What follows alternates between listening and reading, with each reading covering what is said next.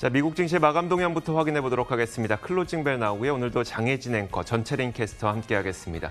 자, 먼저 전채린 캐스터, 지난 금요일 미국 시장이 어떻게 마감됐을까요? 네, 뉴욕 증시 지난주 마감 상황 전해드리겠습니다. LS Closing Bell Now입니다. 9일 뉴욕 증시는 미국의 부양책 협상과 대선 상황의 촉각을 곤두세운 가운데 3대 지수 일제히 상승한 채 문을 닫았습니다. 지난주 트럼프 대통령이 중단 선언을 번복하고 일부 부양책 협상을 다시 촉구했다는 소식 전해드렸죠. 그로 인해 부양책 협상이 다시 속도를 내고 있는 모습입니다. 트럼프 대통령은 트위터에 민주당이나 공화당이 제안하는 것보다 더 큰 규모의 부양책을 원한다고 밝혔는데요. 백악관에서는 부양책 규모를 기존보다 2천억 달러 증액한 1조 8천억 달러로 제시할 거라는 소식이 전해졌습니다. 펠로시 하원의장과 스티븐 무누신 재무장관이 이날도 역시 협상을 이어나가면서 결국 부양책이 타결될 거란 기대가 한층 커지긴 했지만 여전히 대선 이전의 정치권 대립과 대규모 부양책에 대한 양당의 부정적인 반응을 고려하면 협상 타결의 시기와 규모에 대한 불확실성이 남아 있습니다. 한편 이번 대선에서 민주당이 압승할 가능성이 커진 점은 계속해서 증시를 지탱하는 요인이었는데요. 민주당이 백악관과 의회를 모두 장악하면 인프라 투자와 같은 대규모 재정 정책이 탄력을 받고 금융시장에 우호적일 것이라는 분석입니다. Blue wave election outcome has curiously flipped from consensus bear to bull catalyst. 이는 뱅크 오브 아메리카의 보고 속 한 줄인데요. BOFA는 민주당의 블루웨이브 승리가 신기하게도 증시의 약세 촉매를 강세 촉매로 뒤바꿨다라는 진단을 제시하기도 했습니다. 그런 가운데 이날 미국과 중국 간의 갈등 상황을 우려케 하는 소식이 있었습니다. 미국 정부가 국가 안보를 우려해 중국 전자결제 플랫폼에 해당하는 엔트그룹과 텐센트 등에 대한 제재를 검토하고 있다는 건데요.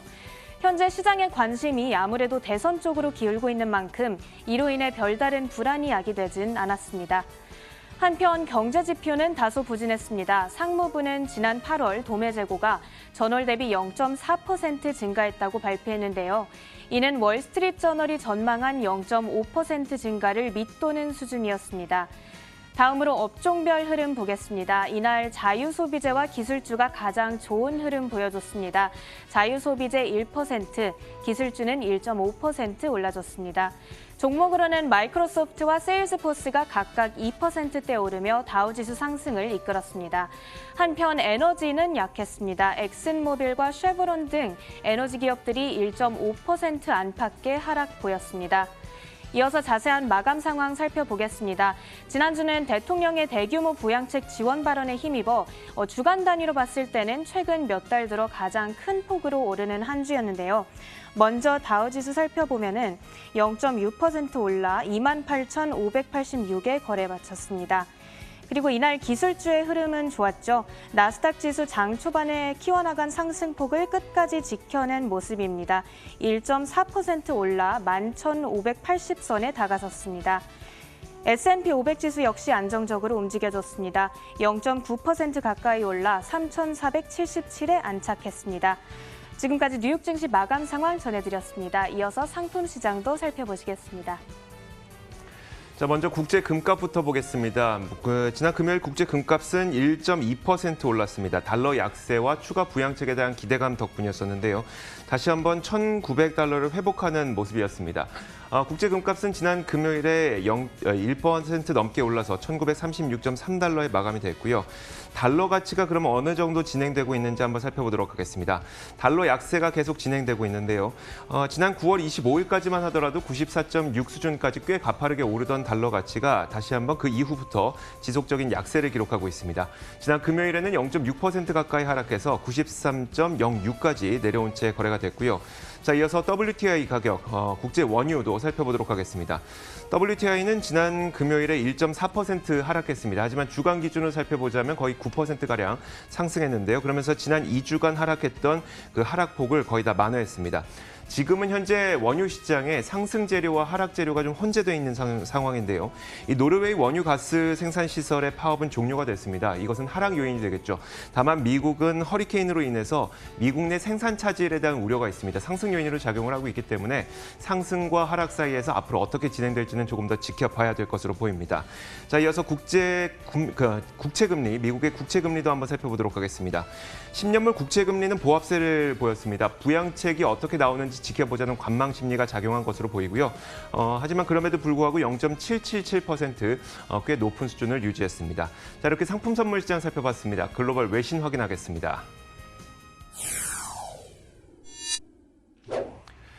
자, 첫 번째 외신부터 살펴보겠습니다. 장혜진은 어떤 뉴스일까요? 네, 월스트리트저널에서는 소식통을 인용해서 이 미국 뉴욕에서 런던으로 떠나는 여행객을 대상으로 입출국 시에 코로나19 검사를 실시하면서 2주간 자가격리 기간을 줄이는 방안을 검토 중인 것으로 알려지고 있습니다.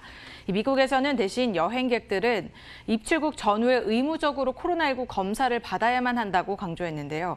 현재는 미국인이 영국에 입국을 할 경우에는 코로나19 감염 여부와 상관없이 2주간 격리를 마쳐야 하고 대부분의 유럽연합 회원국으로도 이동을 할 수가 없습니다. 미국 역시 시민권자나 영주권자가 아니면 영국이나 유럽연합 회원국에서 온 여행객의 입국을 금지하고 있는 상태인데요. 다행히 최근에 코로나19 진단검사가 간단해지면서 여행 재개 추진이 가능해졌다는 설명입니다. 오랜 기간 여행 중단으로 어려움을 겪고 있는 항공업들의 강력한 요구도 반영이 된 것으로 보이고요. 침체 상태인 항공업계를 따라서 되살리기 위해서 미국 정부가 드디어 나선 것으로 보입니다. 다만 이 방안이 실행되기 전까지는 아직 여러 단계들이 남아 있습니다. 전 세계적으로 코로나19 확산세가 좀처럼 누그러들지 않고 있기 때문에 이것이 여행 규제 완화의 가장 큰 걸림돌이 될 것으로 보입니다.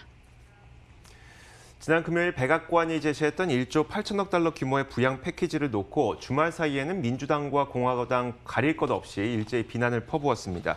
이에 따라서 대선 전에 부양 패키지가 나올 가능성은 또 더 줄어들었는데요. 일단 지난 금요일에 백악관은 1조 8천억 달러 규모의 부양 패키지를 제시했죠. 기존에 그러니까 지난 여름에 처음으로 백악관이 제시했던 그 규모에 비해서는 거의 2배가량 상향된 것이지만 오히려 역풍을 맞고 있습니다. 일단 낸시 펠로시 민주당 하원 의장은 일보 전진 후 2보 후퇴한 것이라고 평가를 내리면서 지방 정부의 지원 항목, 또 실업 지원, 아이 돌봄 부분에 대한 우려를 나타냈습니다. 그렇다고 공화당은 좀 찬성하고 있느냐? 사실 공화당도 반대를 했는데요.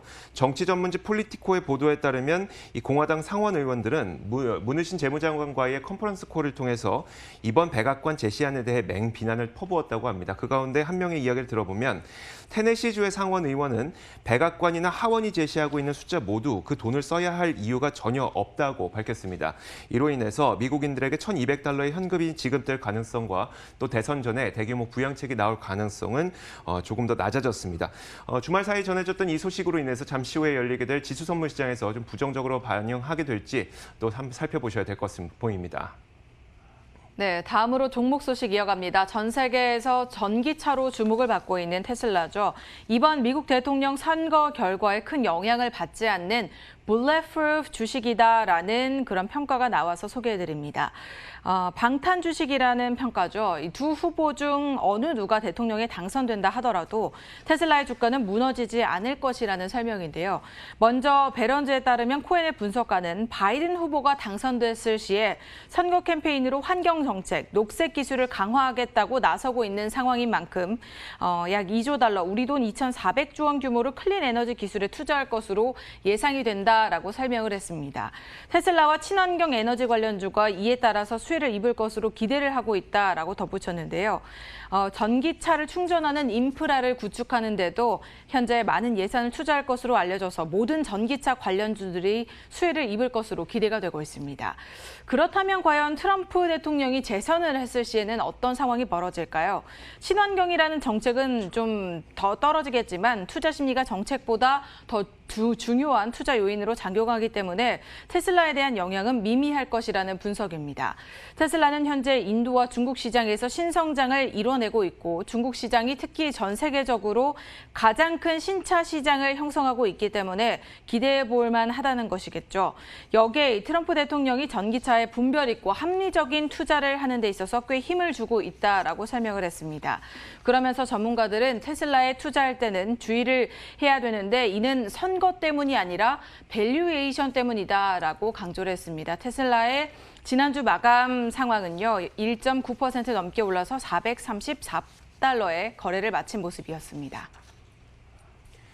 핸드메이드 제품이나 수공예품을 전문으로 판매하는 이커머스 업체가 있습니다. 바로 SE라고 하는 업체인데요. 이 글로벌 IB 니드햄이 투자 의견을 상향 조정하면서 지난 금요일에 SE의 주가는 5% 넘게 급등했습니다. SE는 이베이나 아마존 같은 공산품을 판매하는 전자상거래 업체와는 달리 핸드메이드 제품 그리고 수공예품을 전문적으로 판매하는 이커머스 업체입니다. 지난 9월에 테슬라가 S&P 500 지수 편입에 실패했을 당시에 SE가 이제 S&P 500 지수에 편입되면서 시장에 큰 관심을 받기도 했었는데요. 그러면서 올해 들어서만 SE의 주가는 약 3배가량 오르기도 했습니다. 니드햄은 지속적인 매출 성장이 기대되는 수공예 전문 이커머스 업체라고 평가를 내렸고요. 그러면서 매수 의견과 목표 주가를 150달러를 제시를 했습니다. 특히 팬데믹의 여파로 온라인 수요가 급증하고 있는데 마스크를 사려고 하는 새로운 고객들을 확보할 절호의 기회를 찾고 있다라고 평가를 내렸습니다.